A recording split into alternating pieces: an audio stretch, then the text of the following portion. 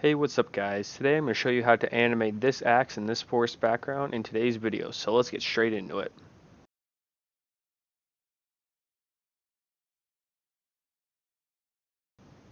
Alrighty, so the first thing that you're going to want to do is pull up the video timeline feature in Adobe Photoshop. So what you need to know, in order to pull this up, if you don't have it on your screen, you go to Window, and then you go down to Timeline. If you don't see this check mark right here, that means you don't have the timeline window up on your screen. So since I already have mine checked and I have mine open right here, normally when you first check mark it, it's going to be somewhere floating down here at the bottom. For me, the easy way to move it to wherever you want it to is you click on the timeline part and then you can just drag it up to wherever you want. I like mine up here so I can see my layers, I have my adjustments, and I still have a full picture of what I'm actually doing.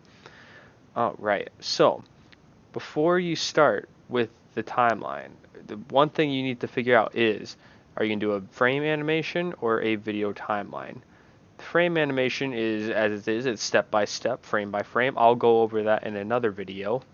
And then the video timeline of Photoshop will fill in the gaps for you. You just need to tell it where a certain layer needs to be at a certain point in time. So that's what I'm going to show you guys how to work with today. So we want to create a video timeline. And here you go. As you're going to see, we have a bunch of different options. We have the length right here of our animation, which is going to be 5 seconds. And then we have our two layer that we see, axe and forest, up here. And then if you want, you can also put in an audio track. And I'll show you how to do that later. So what we're going to do now is, before you start animating anything, you're going to want to right click your layers and then convert them to a smart object. Now we'll go over why this is important in a second. So convert both these to smart objects. Alright, so the main thing that we're going to be animating here today is the axe. So let's go over the different things first. We have right here 3 different options that we can do. We have transform, opacity, and style. Now opacity, that one is pretty straightforward. If I change the opacity right here, Photoshop will detect that and add a stamp in the time in which that first happened. So let's say real quick that I want this right now to be at 0 opacity. Then what I'm going to do is I'm going to click on this little enable keyframe animation. Boom, right there. You'll see it has this yellow diamond that appears at the start of our animation. And then let's say, 1 second later, I want our axe to come back. So then I come down here and I turn that back to 100 and boom, look at that. Photoshop already added the other keyframe animation marker for me. So now if I go back now, it's always going to be a little laggy right here, but when you first play it, boom, it automatically fills in the gaps of exactly what I want it to do.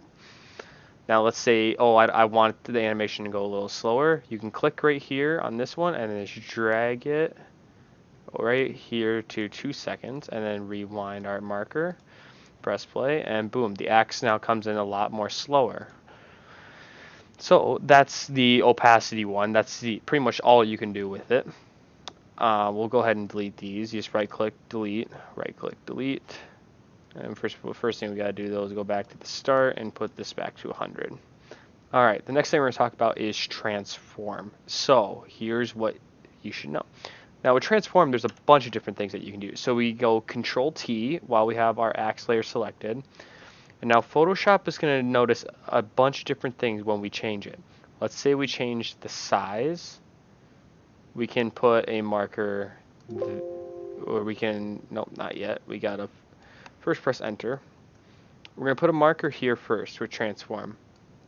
And then let's say a second later, what we're going to do is we're going to shrink it and put it in the middle.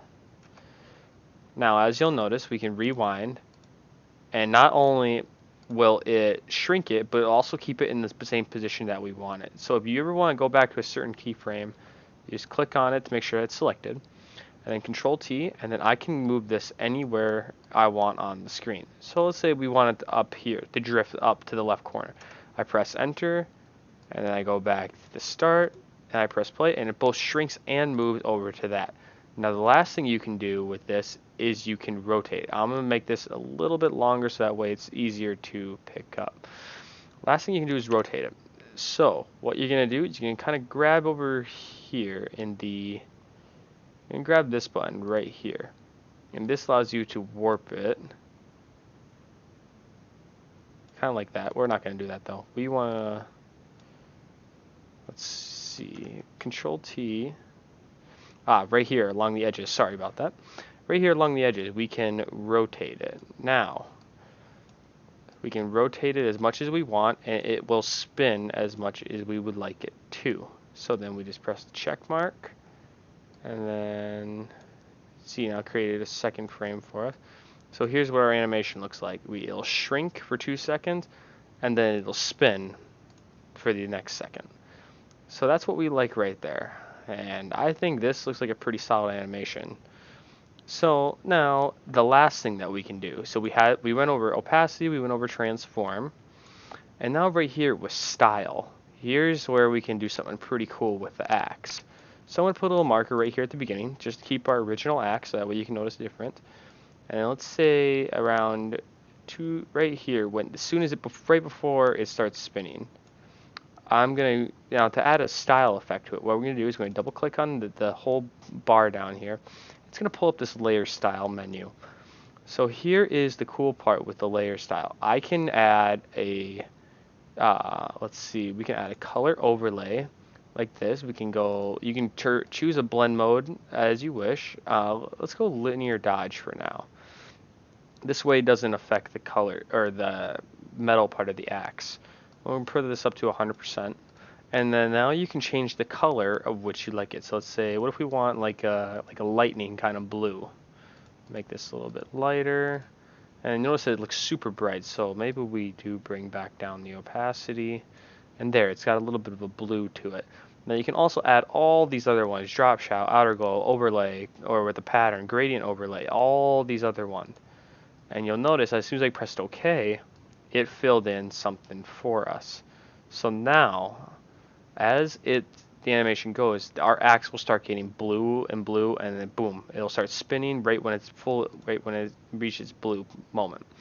So yeah, and then you'll notice as you add the effect, it'll come up with that kind of color overlay over down here. And as you notice, whenever I press the eyeball, it added a new marker for it.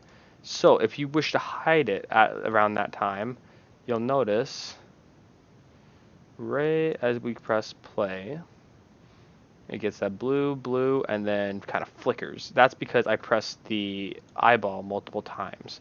So yeah, that's how you create your animation. Oh, and the most important part is exporting it. So what you're going to want to do is whenever you're completely done with your animation, you want to go down to export, and then go down to render video. So now this is going to process your animation, and then it's going to ask you, where would you like to hold it? Let's just say I just want, just throw it right on my PC. Never mind, I guess it doesn't like it when I do that. Let's just put it right here on our local disk. And right there, boom, we said local disk, and then you can give it a name. So let's say axe throwing tutorial. Okay. Alright, then all this other stuff you can leave just as it is. Your frame rate, you can change this, but I recommend 30 frames per second. It'll capture all the frames, and once you're done, you just click render, and it'll be done then. So that's pretty much how you do it. This has been a Photoshop Insights tutorial. If you have any more questions regarding the video timeline animation feature within Adobe Photoshop, please leave them in the comment section below. Also, if you have any new video ideas that I could do, please also leave those down there. And yeah, hope you have a great rest of your day.